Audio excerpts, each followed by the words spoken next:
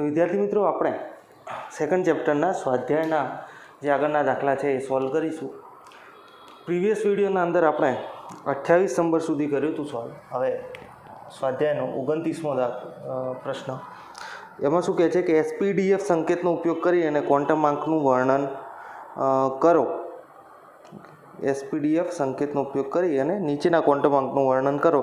એમાં પહેલો કેસ હું લઈ લઉં એ રીતે કરવાનું છે. n=1, l=0. ઓકે, તો આ કયો આવશે? 1 અને l=0 એટલે 1s. ઓકે, એ રીતે અહીંયા n=3 અને l=1 એટલે શું થાય? 3p થાય, કેમ કે l બરાબર 1 એટલે કઈ પેટાકોષ? p પેટાકોષ છે. ઓકે, તો આ રીતે કરવાનું છે. 30મો જે પ્રશ્ન છે એના અંદર શું કહે છે કે નીચેનામાંથી કયા સેટ ધરાવતી કક્ષકો શક્ય નથી? તો જુઓ, અહીંયા n=0 તો એવો કોઈ પેટાકોષ આવે? એવો કોઈ કોષ આવે નહીં, કેમ કે જે કોષ છે એ n=1 થી ચાલુ થાય છે. તો પહેલું અહીંયા આ જ ખોટું પડે. બીજામાં n=1 છે, l=0 છે, ml 0 છે અને ms છે એ -½ છે. ઓકે, તો n=1 માટે 0 l ની વેલ્યુ બરાબર છે, ml ની પણ 0 ની વેલ્યુ બરાબર છે, તો b શક્ય થાય. હવે જો c માં n=1 છે અને l=1 છે. ઓકે, તો આપણને ખબર છે કે l માટે જે વેલ્યુ હોય એ કેવી હોય? n-1 જેટલી હોય. ઓકે, તો અહીંયા l બરાબર 1 હોય તો n બરાબર 1 હોય તો l ની ખાલી એક જ આપણને મળે, કઈ? 0. ઓકે, તો અહીંયા ખોટું હોય. n બરાબર 2, l બરાબર 1 તો આ શક્ય છે, કેમ કે n બરાબર 2 માટે 0 અને 1 બે કિંમતો મળે l ની. ml 0 છે, હા થાય, કેમ કે l 1 હોય તો -1, 0 + 1 આ ત્રણ કિંમતો ml માટે મળે, તો એ પણ શક્ય છે અને ms પણ શક્ય છે. ઓકે, n બરાબર 3 અને l બરાબર 3 તો અહીંયા સેમ રીઝન, કેમ કે n બરાબર 3 હોય તો n-1 એટલે 0 થી 2 જેટલી કિંમતો l માટે શક્ય હોય. ઓકે, તો આ ખોટું છે. છેલ્લી જે છે n બરાબર 3, l બરાબર 1, ml 0 અને આ થાય, શક્ય છે. ઓકે, હવે 31માં શું છે કે પરમાણુના ઇલેક્ટ્રોનના ક્વોન્ટમ આંક નીચે પ્રમાણે હશે. કેટલા ઇલેક્ટ્રોનના ક્વોન્ટમ આંક પરમાણુમાં n બરાબર 4 અને ms -½ જેટલા હશે? ઓકે, તો કોઈ પરમાણુ હોય, આપણે કયા નંબરનો છે આ? 31 નંબર. તો એમાં n બરાબર 4 છે, ms બરાબર -½ છે. તો એવા કેટલા ઇલેક્ટ્રોન આપણને મળે કે જે આ ક્વોન્ટમ આંક ધરાવતા હોય? તો આપણને ખબર છે કે કોઈ પણ n હોય એમાં 2n² જેટલા ઇલેક્ટ્રોન હોય હંમેશા. એટલે જો એ પ્રમાણે કરવા જઈએ તો 2 × 16 એટલે 32 ઇલેક્ટ્રોન થાય ચોથા કોષમાં. હવે 32માંથી અડધા ઇલેક્ટ્રોન હશે એ હાફ સ્પિનવાળા હશે અને -½ સ્પિનવાળા પણ અડધા ઇલેક્ટ્રોન હશે. એટલે એનો અર્થ એવો કે 16 ઇલેક્ટ્રોન આપણને એવા મળે કે જેની આ પ્રમાણેનું ક્વોન્ટમ આંક હોય. ઓકે, n બરાબર 3 અને l બરાબર 0 વાળા કેટલા ઇલેક્ટ્રોન મળે? n બરાબર 3 અને l બરાબર 0. ઓકે, તો l બરાબર 0 હોય તો એમાં એક જ કક્ષક હોય તો આપણને ખાલી 2 જ ઇલેક્ટ્રોન એવા મળે. ઓકે, l બરાબર 0 એટલે s કક્ષક. x કક્ષકમાં મેક્સિમમ કેટલા? 2 ઇલેક્ટ્રોન હોય. ઓકે, આ પ્રશ્ન સારો છે. આના અંદર આપણે ધ્યાન રાખવાનું કે અહીંયા ટોટલ નંબર ઓફ ઇલેક્ટ્રોન ચોથા કોષમાં 32 થાય, એમાંથી અડધા છે એ +½ વાળા હોય અને અડધા શું હોય? -½ વાળા હોય. ઓકે, હવે 32મો છે કે દર્શાવો કે હાઇડ્રોજન પરમાણુની બોર કક્ષાનો પરિઘ એ દ બ્રોગલી તરંગલંબાઇ સાથે કક્ષામાં ઘૂમતો ઇલેક્ટ્રોન તેનો સંકલન ગુણક છે. ઓકે, એવું દર્શાવવાનું છે કે હાઇડ્રોજન પરમાણુ માટે બોરની કક્ષાનો પરિઘ એ દ બ્રોગલી તરંગલંબાઇ એટલે આપણે, તમને ખ્યાલ હોય તો એક આપણે જોયું હતું કે જ્યારે આપણે બોરનો નમૂનો જોતા હતા તો એ વખતમાં આવું કંઈક સૂત્ર હતું કે MEVR બરાબર NH/2π. ઓકે, તો આ સૂત્રનો આપણે ઉપયોગ પણ કરવાનો છે. આના રિલેટેડ સૂત્ર આપણે તારવવાનું બી છે. હવે આનો શું થાય કે આ આપણે શું કહેતા હતા કે આ જે સૂત્ર હતું એ શેના માટે હતું? કોણીય વેગમાન માટે. હવે કોણીય વેગમાન જે ખરું MVR, ઓકે એ h/2πના સંકલન ગુણકમાં હોવું જોઈએ અને એ જ કક્ષકો માન્ય ગણાય. ઓકે એટલે આપણે nh/2πનું એવું કહેતા હતા કે સંકલન ગુણકમાં હોય અને એ જ કક્ષકો માન્ય ગણાય, આપણે એવી વાત કરતા હતા. ઓકે તો આપણે કંઈક આવું જ સૂત્ર તારવવું પડશે. અને શેનું તારવવાનું છે? પરિઘનું, પરિઘ અને લેમડાનું સૂત્ર તારવવાનું છે. ઓકે દ બ્રોગલી તરંગ લંબાઈનું અને પરિઘનું રિલેશન લેવાનું છે. એટલે પરિઘ હોય વર્તુળ માટે કેવો હોય? 2πr હોય અને લેમડા છે તો બરાબર n લેમડા ટાઈપનું આવવું જોઈએ, તો કહેવાય કે એ પરિઘ છે એ લેમડાના સંકલન ગુણકમાં છે. તો દ બ્રોગલી તરંગ લંબાઈ માટેનું સમીકરણ શું છે કે લેમડા h/mb છે. ઓકે તો અહીંયા પણ આપણને mb દેખાય જ છે. તો mb બરાબર શું થાય? h/λ. ઓકે તો સમીકરણ 2ની જે કિંમત છે એ સમીકરણ 1માં મૂકીએ. ઓકે સમીકરણ 2ની કિંમત સમીકરણ 1માં મૂકતા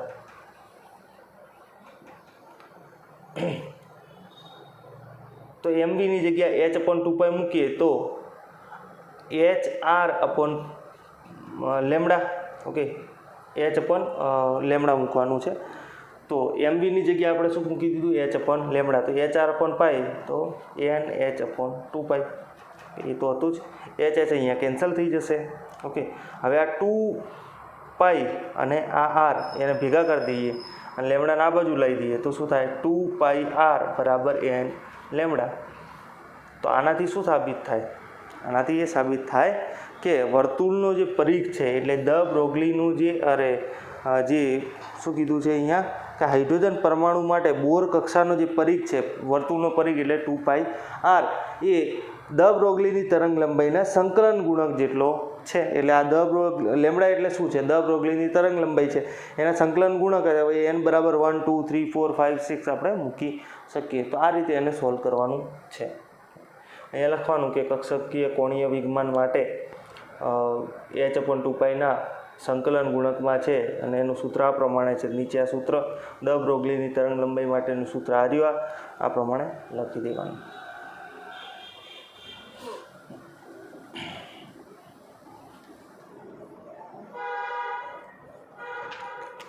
તેત્રીસ નંબરનો પ્રશ્ન. એમાં શું છે? હાઇડ્રોજન વર્ણપટનું કયું સંક્રમણ He+ વર્ણપટની બામર સંક્રમણ n બરાબર 4 થી n બરાબર 2 જેટલી તરંગ લંબાઈ ધરાવતું હશે? એટલે આમાં આપણે શું કરવાનું છે કે He+ માટે n બરાબર 4 થી તે n બરાબર 2નું સંક્રમણ શોધવાનું છે. ઓકે n બરાબર 4 થી n બરાબર 2 વાળું જે છે એ સંક્રમણ આપણે શોધવાનું છે. અને એ સંક્રમણની જે ઉર્જા છે એ ઉર્જા આપણે હાઇડ્રોજન માટે જોવાનું છે કે હા ભાઈ હાઇડ્રોજનનું કયું સંક્રમણ છે એ આના જેટલી ઉર્જા અથવા તો તરંગ લંબાઈ ધરાવે છે. તરંગ લંબાઈનું કીધું છે તો એટલી તરંગ લંબાઈ ધરાવે છે. તો આના માટે આપણે સિમ્પલી કામ કરી શકીએ કે ડાયરેક્ટ nh/2r પેલું E = સૂત્ર હતું ni/1/ni - 1/nf વાળું, એ સૂત્ર મૂકી શકીએ. ડેલ્ટાવાળી પદ્ધતિથી જોઈ શકીએ. ઓકે હવે આના માટે જે He છે તો આના માટે શું કરવું પડશે? આપણે ઝેડને અંદર ઇન્ક્લુડ કરવો પડશે. તરંગ લંબાઈનું કીધું છે તો આપણે સીધું ન્યુ બાર વાળું સૂત્ર મૂકી દઈએ કે ન્યુ બાર બરાબર 109,677 okay 1/n1² - 1/n2². Okay centimetre inverse આવું કંઈક હતું. ઓકે તો આપણને એને અનુરૂપ જે છે એ તરંગ લંબાઈ આપણને મળી જાય. પણ પ્રોબ્લેમ અહીંયા એ છે કે આ જે છે એ શેના માટે છે? હાઇડ્રોજન માટે. ઓકે હવે જો એને હિલિયમ માટે બનાવવું હોય તો આપણે શું કરવું પડે કે અહીંયા ઉપર Z² લેવું પડે. ઓકે અહીંયા ઉપર શું લેવું પડે? Z² લેવું પડે. કેમ? જો આના આપણે થોડું એને રિલેટ કરીએ તો આના ઉપરથી આપણે પેલું સૂત્ર લઈ ગયા હતા, એનર્જીવાળું સૂત્ર લાવ્યા હતા કે 2.18 × 10⁻18 1/ni² અથવા તો આપણે એમ કરી દઈએ ચલો -2.18 ગુણ્યા 10⁻18 અપોન n સ્ક્વેર. ઓકે, આપણે શું કરતા હતા કે જ્યારે હાઇડ્રોજન જેવી સ્પીસીઝ માટે વાપરવું હોય તો આપણે Z² વાળું સૂત્ર અહીંયા વાપરતા હતા. ઓકે, તો આ જ જે કિંમત છે એના ઉપરથી અહીંયા જો આપણે વાપરવું હોય તો આપણે શું કરવું પડે, એ 109677 ને Z² વડે ગુણવા પડે. એટલે 109677 ગુણ્યા Z² અહીંયા કરવું પડે. Z એટલે પરમાણુ ક્રમાંક. ઓકે, હવે આપણે એક કામ કરીએ કે અહીંયા 1.09 એ કરીએ અને મીટર ઇન્વર્સમાં ફેરવી દઈએ તો ગુણ્યા 10⁷ આવતું હતું, આપણને ખબર છે. ઓકે, તો હવે જઈએ તો 1.09 એટલું જ રાખીએ. ઓકે, પાછળ 7 કરી દઈએ, ચલો, ગુણ્યા 2નો વર્ગ એટલે 4. હિલિયમ માટે શું થાય, Z બરાબર 2, સંક્રમણ 2નો વર્ગ માઇનસ 4નો વર્ગ. ઓકે, 4 થી 2માં ભલે આવતું પણ તરંગ લંબાઈ તો સેમ હશે. અહીંયા જો આ સૂત્ર વાપરતા હોઈએ ને એ વખતે શું હોય, N1 બરાબર નીચી કિંમત ને N2 બરાબર ઊંચી કિંમત.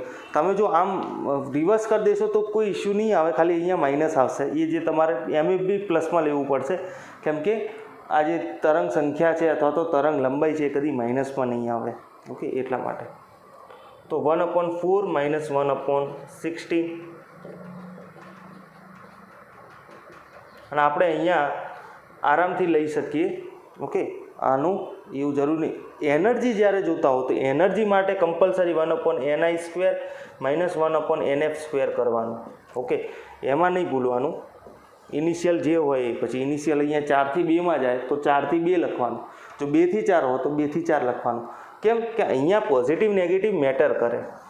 ઓકે, કેમ કે જો પોઝિટિવ હશે તો ઉર્જા એને શોષી હશે, નેગેટિવ હશે તો ઉર્જા આપી હશે. ઓકે, અહીંયા એ મેટર કરતું નથી. તો અહીંયા 16 લસા. ઓકે, આને 4 વડે ગુણાશે, -1 તો 3. ઓકે, અહીંયા 4 કરી દઈએ તો 1.097 ગુણ્યા 10⁷.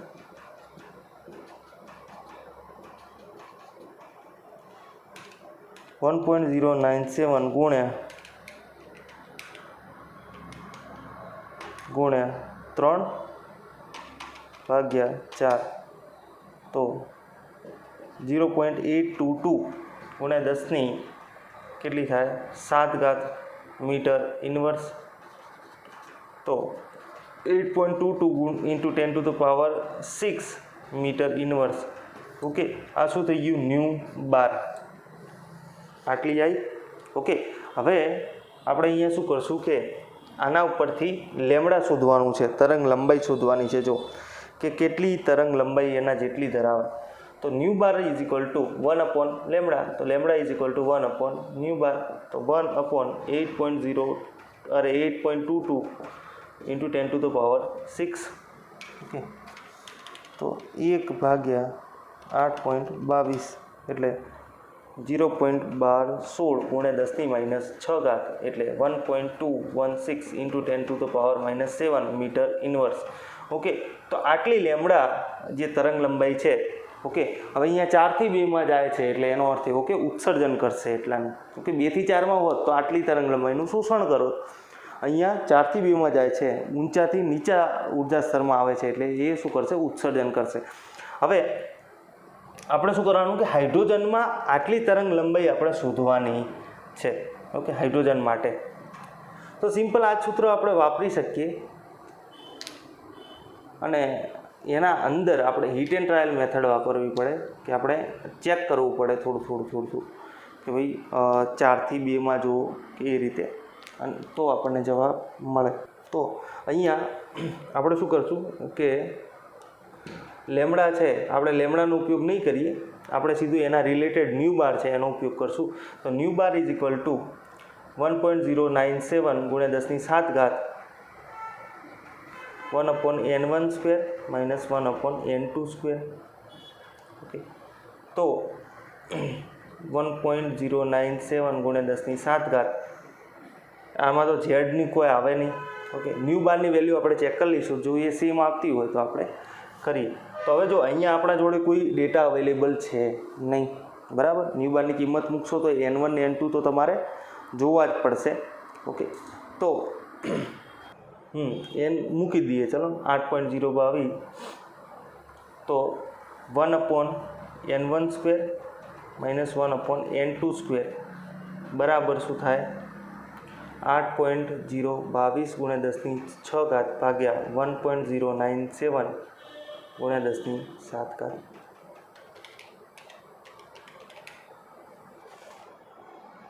8.022 નહીં, 8.22 છે.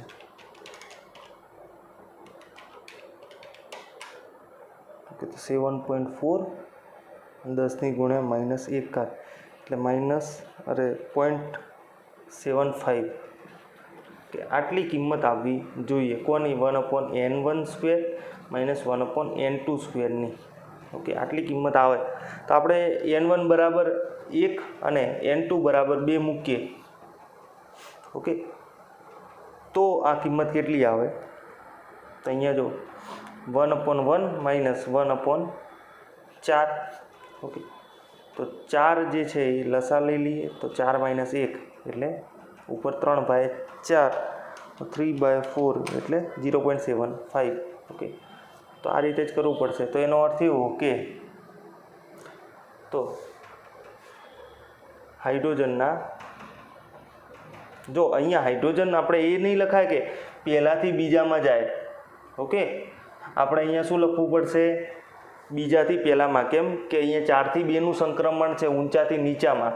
તો આ જે તે તરંગ લંબાઈ છે એનું શું થશે? ઉત્સર્જન થશે. તો આપણે અહીંયા પણ શું બતાવવું પડશે? એટલી તરંગ લંબાઈનું ઊંચાથી નીચામાં જ્યારે આવશે તો જ ઉત્સર્જન થશે ને. બાકી 1 માંથી 2 આવે તો શોષણ થાય. તો હાઇડ્રોજન પરમાણુમાં n બરાબર 2 થી n બરાબર 1નું સંક્રમણ He+ના n બરાબર 4 થી n બરાબર 2ના સંક્રમણ જેટલી તરંગ લંબાઈ થાય. ઓકે, આ રીતે આપણે જ લખવું પડે. હવે એનો જે જવાબ છે એ n બરાબર 2 થી 1 આપણને આપેલો છે. ઓકે, હવે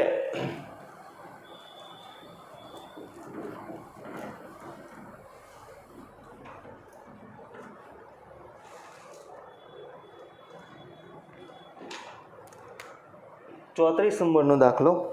34 નંબર શું કહે છે કે પ્રક્રિયા માટે જરૂરી ઉર્જાની ગણતરી કરો કે He+ gas gives He+2 gas વત્તા ઇલેક્ટ્રોન. ઓકે, તો આ ઉર્જા માટે આ પ્રક્રિયાની ગણતરી કરો.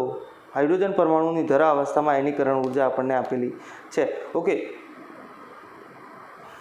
એને જો કે ડાયરેક્ટલી કંઈ લેવા દેવા નહીં, તમે ડાયરેક્ટ અહીંયા આપણે આમ કરી શકીએ કે આ શું કહે છે કે હાઇડ્રોજન પ્લસમાંથી આપણે 1 ઇલેક્ટ્રોન મુક્ત કરી અને He+2 બનાવવાનું છે. એટલે એનો અર્થ એવો કે He+માં 1 ઇલેક્ટ્રોન તો એને ઓલરેડી મોકલી દીધો છે. બીજો જે ઇલેક્ટ્રોન છે એને એટલી ઉર્જા દેવાની છે કે એ n = ઇન્ફાઇનાઇટમાં, જે રીતે આપણે આગળ પણ કરેલું છે કે n = ઇન્ફાઇનાઇટના અંદર જતો રહે. તો એનું સંક્રમણ આપણે જોવાનું છે કે n = 1 to n = ઇન્ફાઇનાઇટના અંદર કેટલી ઉર્જા આપવી પડે એ આપણે જોવાનું છે He+ માટે. તો આપણને ખબર છે કે E = 2.18 × 10⁻18 બરાબર. અહીંયા He+ છે એટલે Z² અંદર એડ કરવું પડશે 1/ni², અરે -1/nf². ઓકે, તો અહીંયા nf² તો તમારું શું થશે? 1/∞² એટલે 0 થઈ જશે. ઓકે, 2.18 × 10⁻18 ગુણ્યા 4, 1/ આ તો 0 થઈ ગયું અને અહીંયા 1/1 એટલે આ તો 1 જ થાય. તો 2.18 ગુણ્યા 4 એટલે 8.72 × 10⁻18 જૂલ આપણે જોવા મળે. ઓકે, એટલી ઉર્જા જે છે એ આપવી પડે. તો જવાબ આવી જાય છે, આટલી ઉર્જા આપવી પડશે. ઓકે, હાઇડ્રોજનનું જે છે એ ગણતરી કરવાની કંઈ જરૂર નથી. હવે નેક્સ્ટ એક્ઝામ્પલ 35 નંબરનું જોઈએ. 35 એને શું કહે છે કે જો કાર્બન પરમાણુનો વ્યાસ, ઓકે, D = આપણે વ્યાસ d is equal to d ડેન્સિટીનું એ થઈ જશે વ્યાસ d is equal to 0.15 nanometre. Okay, તો કાર્બન પરમાણુની સંખ્યા ગણો જેને 20 સેન્ટીમીટર લાંબી લાઇનમાં સ્કેલ પર સીધી લીટીમાં એકબીજાની નજીક ગોઠવી શકાય. એટલે અહીંયા વ્યાસ આપણને આપેલો છે. આપણે શું કરવાનું છે કે આ પરમાણુઓ છે બધા એને લાઇનસર આ રીતે ગોઠવવાના છે અને એકબીજાને ટચ કરે એ રીતે. અને આવી કેટલી 20 સેન્ટીમીટર લાંબી હરોળ બનાવવાની છે. હવે એમાં કેટલા કાર્બન પરમાણુ આવશે એ આપણે ચેક કરવાનું છે. ઓકે, તો એનો અર્થ એવો કે જેટલો વ્યાસને ભાગી દો તમે. ઓકે, હવે આ કેટલું છે, જો આ અંતર કેટલું છે કાર્બન પરમાણુનો વ્યાસ જેટલું, આ અંતર પણ કેટલું છે કાર્બન પરમાણુના વ્યાસ જેટલું, આ પણ કેટલું છે, આ બધા સેમ અંતર છે. તો એનો અર્થ એવો કે 20 સેન્ટીમીટરને હું કાર્બન પરમાણુના વ્યાસ વડે ભાગું તો આપણને સીધો અહીંયા જવાબ મળી જાય. ઓકે, જો ત્રિજ્યા આપી હોત તો આપણે શું કરવું પડત, 2r કરવું પડત. ઓકે, કેમ કે આખું અંતર જોવાનું છે એટલા માટે. તો 15 નેનોમીટરને પહેલાં તો મારે સેન્ટીમીટરમાં ફેરવવા પડશે, કાં તો બંનેને હું મીટરમાં ફેરવી દઉં તો પણ ચાલે. તો 15 nanometre 0.15 nanometre is equal two, તો હું અહીંયા જ લખી દઉં, તો 0.15 ગુણ્યા આ નેનોમીટર એટલે 10⁻⁹ મીટર બરાબર. આ મીટરની જગ્યાએ આપણે 10⁻² સેન્ટીમીટર મૂકી શકીએ એટલે 0.15 ગુણ્યા 10⁻⁷ સેન્ટીમીટર આટલો એનો વ્યાસ આવે. ઓકે, સેન્ટીમીટરના અંદર. કેમ કે આપણે લેન્થ જે છે તો કાર્બન પરમાણુની સંખ્યા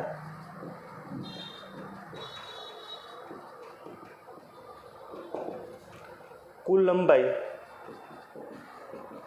ભાગ્યા કાર્બન પરમાણુનો વ્યાસ. ઓકે, જો ત્રિજ્યા આપી હોય તો 2 ગુણ્યા કાર્બન પરમાણુની ત્રિજ્યા, આવું કરો તો કુલ લંબાઈ 20 સેન્ટીમીટર છે. 0.15 ગુણ્યા 10⁻⁷. ઓકે, તો 20 ભાગ્યા એટલે 133.33 ગુણ્યા 10⁻+7 એટલે 1.33 × 10⁻⁹ કાર્બન પરમાણુ આવે. ઓકે, જવાબ જે છે એ તમારો આવી જાય છે. ઓકે, તો આ રીતે આપણે કરવાનું થાય.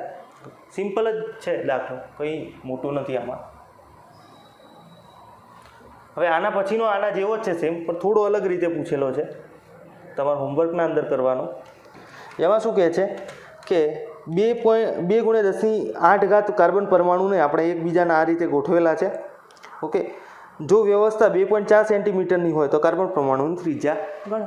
ઓકે, તો અહીંયા શું કરેલું છે, આપણને નંબર ઓફ કાર્બન પરમાણુ આપેલા છે કે મેં 2 ગુણ્યા 10⁸ કાર્બન પરમાણુ લીધા અને પછી આ રીતે ગોઠવેલા છે. હવે એમાં એ કાર્બન પરમાણુની જે લેન્થ થતી હતી એ કેટલી થતી હતી, 2.4 સેન્ટીમીટર લંબાઈ થતી હતી. ઓકે, ગોઠવતા તો કાર્બન પરમાણુની ત્રિજ્યા શોધો. ઓકે, તો કાર્બન પરમાણુની ત્રિજ્યા આપણે પેલું સૂત્ર વાપર્યું તો એ સેમ વાપરી શકીએ. તો કાર્બન પરમાણુની ત્રિજ્યા શોધવી હોય તો 2.4 સેન્ટીમીટર ભાગ્યા આપણે શું કરી શકીએ, 2 ગુણ્યા 10⁸ આપણે કરીએ તો સેન્ટીમીટરના અંદર તમને વ્યાસ મળશે. એ વ્યાસને તમારે ત્રિજ્યાના અંદર ફેરવી દેવાનો. ઓકે, કેમ કે આપણે શું કીધું હતું, કાર્બન પરમાણુની ત્રિજ્યા કાર્બન પરમાણુની સંખ્યા બરાબર કુલ લંબાઈ ભાગ્યા વ્યાસ. તો અહીંયા આપણે વ્યાસ શોધવાનો છે. વ્યાસ બરાબર કુલ લંબાઈ ભાગ્યા સંખ્યા કરો તમને વ્યાસ મળશે, વ્યાસ ઉપરથી ત્રિજ્યા મળશે. ઓકે, તો ઇઝી જ છે, કરી દેવાનું. 37 ઝીંક પરમાણુનો વ્યાસ આપણને આપેલો છે. ઝીંક પરમાણુની ત્રિજ્યા પિકોમીટરમાં ગણો એ તો ફાવે. ઓકે, વ્યાસ આપણને આપેલો છે ડી 2.6 એમસ્ટ્રોંગ, તો ત્રિજ્યા ગણવાની છે પિકોમીટરમાં એટલે 1.3 એમસ્ટ્રોંગ અને પિકોમીટરમાં ગણવી હોય તો આ એમસ્ટ્રોંગ એટલે 1.3 ગુણ્યા 10⁻⁻10 મીટર. હવે 1 મીટર બરાબર શું ગણાય, 1 મીટર બરાબર 10⁻12 પિકોમીટર મૂકી શકાય. ઓકે, કેમ કે 10⁻12 એટલે પિકો, બંને સાઈડ મીટર લગાવો તો 1 પિકોમીટર બરાબર 10⁻12 મીટર. તો અહીંયા શું મીટરની જગ્યાએ મૂકવાનું છે તો 1 મીટર બરાબર 10⁻12 પિકોમીટર. ઓકે, તો આ મીટરની કિંમત મૂકી દીધી મેં અહીંયા, જો 10⁻12 પિકોમીટર બરાબર. તો અહીંયા 1.3 × 10⁻2 પિકોમીટર આ થાય ત્રિજ્યા બરાબર પિકોમીટરના અંદર. જો ઇલેક્ટ્રોનને એકબીજાને લઘુલઘ ગોઠવીએ તો 1.6 સેન્ટીમીટર લંબાઈમાં કાર્બન પરમાણુની સંખ્યા શોધો. ઓકે, તો અહીંયા પણ સેમ કરવાનું છે, ટોટલ લંબાઈ ભાગ્યા કાર્બન પરમાણુનો ઝિંક પરમાણુનો વ્યાસ છે એ શોધવાનો છે. ઓકે, ત્રિજ્યા તો તમને મળી ગઈ અહીંયા 37 માટે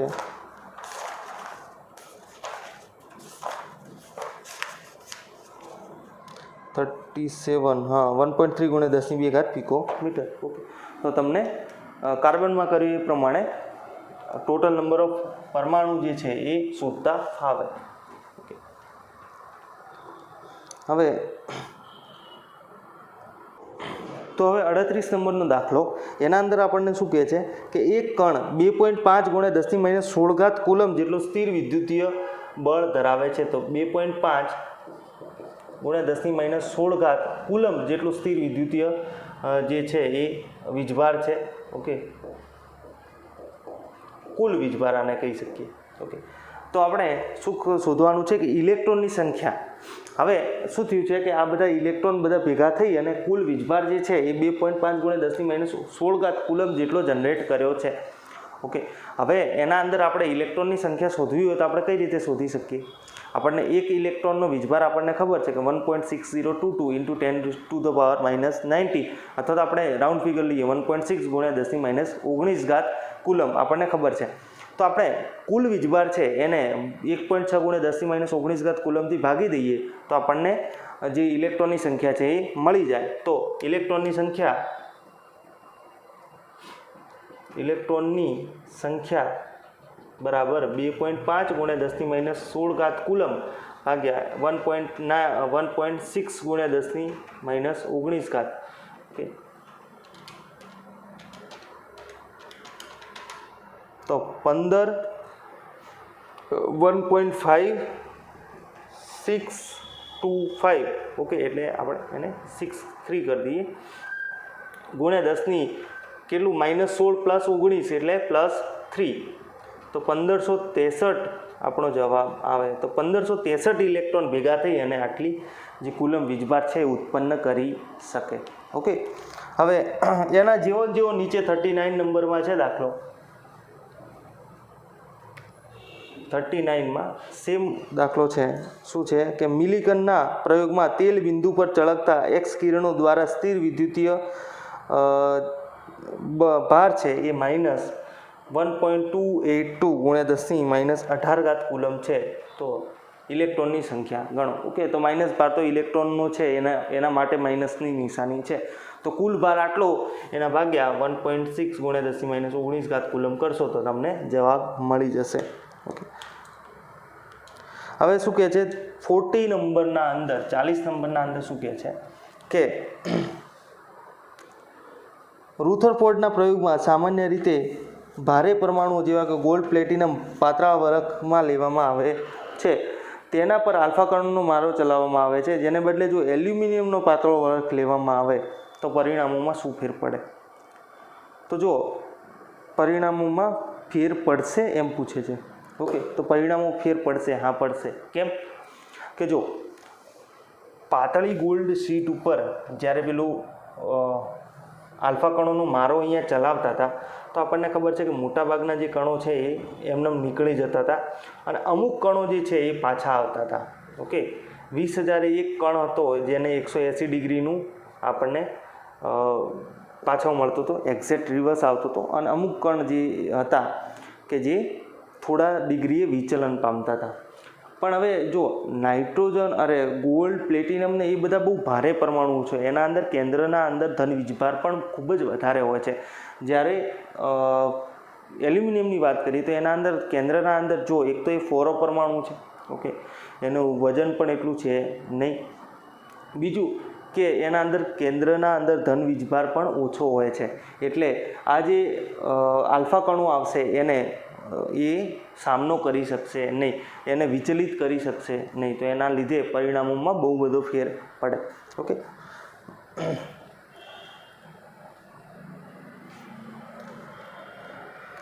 જો સંઘને આપણને કીધું છે કે 35 BR 79 અને જો આપણે આ રીતે લખી શકીએ કે 35 BR 79 અને 79 BR આવું લખી શકીએ, પણ આપણે BR 79 35 આવું ના લખી શકીએ અને 35 BR આવું લખી શકતા નથી. કેમ નથી લખી શકતા? તો જો આ લખવા માટેની જે પેટર્ન છે એ કેવી છે? એક્સ અહીંયા ઝેડ લખાય, અહીંયા એ લખાય. તો ઉપર હંમેશા શું રહે? દળ ક્રમાંક રહે. ઓકે, હવે અહીંયા નીચે શું રહે? હંમેશા ઝેડ રહે.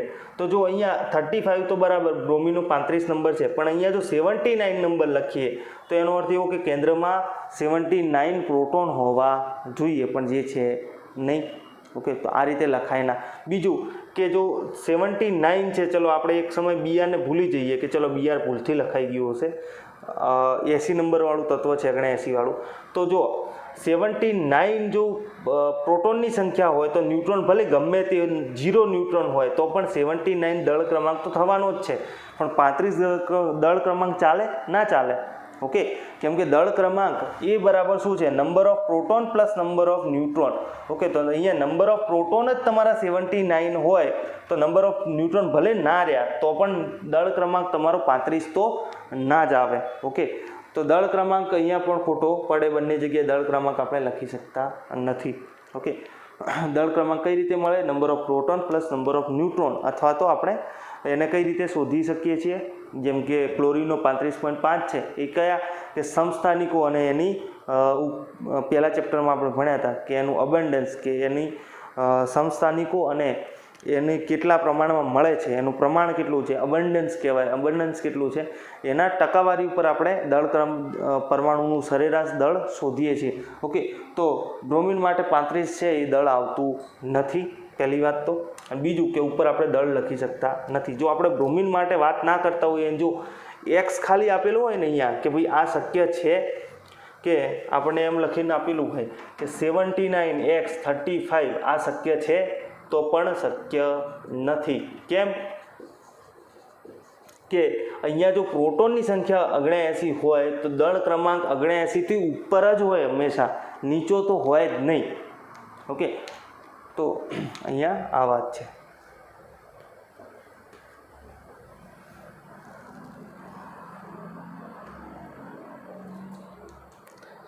પછી આપણને 42 નંબરમાં એવું કીધું છે કે દળ ક્રમાંક 81 વાળું તત્વ આપણને જો 42 ના અંદર આપણને એ આપ્યો છે 81. ઓકે, અને શું કીધું છે કે એનાથી 31.7% વધુ ન્યુટ્રોન ધરાવે છે. પ્રોટોનની સરખામણીમાં 31.7% વધુ ન્યુટ્રોન ધરાવે છે. તો પરમાણુની સંજ્ઞા દર્શાવો. ઓકે, તો હવે જો અહીંયા શું છે કે ધારો કે પ્રોટોનની સંખ્યા કેટલી હોય? x ધારે કે, તો અહીંયા ન્યુટ્રોનની સંખ્યા કેટલી થશે?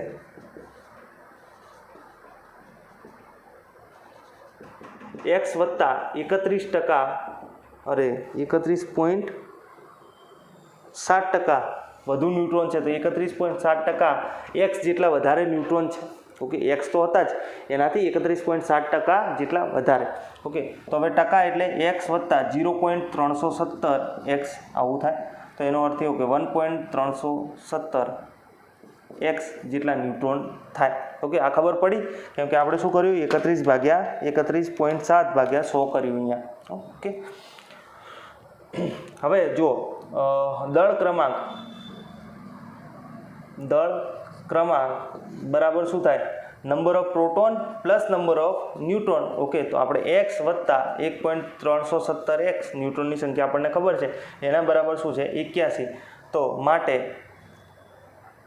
2.317 x બરાબર 81. તો x બરાબર 81 ભાગ્યા 2.317, તો xની સંખ્યા આપણને મળી 34.95.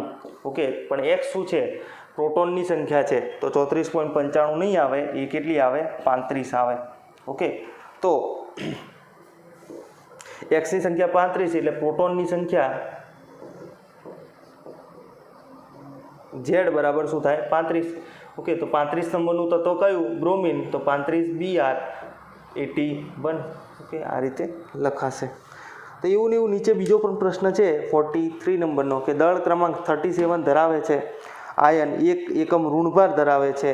આયનમાં ઇલેક્ટ્રોન કરતાં 11.1% વધારે ન્યુટ્રોન ધરાવતા હોય તો આયનની સંજ્ઞા દર્શાવો. ઓકે તો ધારે કે ઇલેક્ટ્રોનની સંખ્યા આપણે માની લઈએ કે એક્સ છે. ઓકે ઇલેક્ટ્રોનની સંખ્યા એક્સ આ રીતે સેમ જોઈ લેવાનું. અહીંયા પ્રોટોનની સંખ્યાની જગ્યાએ ઇલેક્ટ્રોનની સંખ્યા આપણને મળશે. ઓકે પણ ઇલેક્ટ્રોનની સંખ્યા 1 એકમ ઋણભાર ધરાવે છે. જો યાદ રાખજો 1 એકમ ઋણભાર ધરાવે છે તો એક્સ માઇનસ છે. અહીંયા એક્સ માઇનસ છે તો અહીંયા ઇલેક્ટ્રોનની સંખ્યામાં આપણે 1 બાદ કરવું પડશે. ઇલેક્ટ્રોનની સંખ્યા જો તમને એક્સ મળે તો એક્સ માઇનસ 1 તમારે કરવું પડે. Okay compulsory. કેમ કે એને 1 ઇલેક્ટ્રોન વધારાનો લીધો છે. ઓકે હવે 17 ઇલેક્ટ્રોન ધારે કે હોય આ ક્લોરીન આવશે એમાં આન્સર. તો 17 ઇલેક્ટ્રોન હોય અને ટોટલ 18 ઇલેક્ટ્રોન થઈ ગયા છે એને. તો 18ના 11.1% વધારે ન્યુટ્રોન છે એટલે આપણે એક્સ તો એ પ્રમાણે જ ધારવાનું છે. ઓકે એના પછી 44 નંબરનો દાખલો પણ એવો જ છે કે 56 ધરાવતા 3 એકમ ધનભાર ધરાવે છે ને ઇલેક્ટ્રોન કરતાં 30.4% વધુ ન્યુટ્રોન છે તો આયનની સંજ્ઞા દર્શાવો. તો એ પણ તમારે ઘરથી કરી લેવાનું. ઓકે હોમવર્કના નેક્સ્ટ વિડીયોના અંદર આપણે આગળના જે દાખલા છે એની ચર્ચા કરીશું.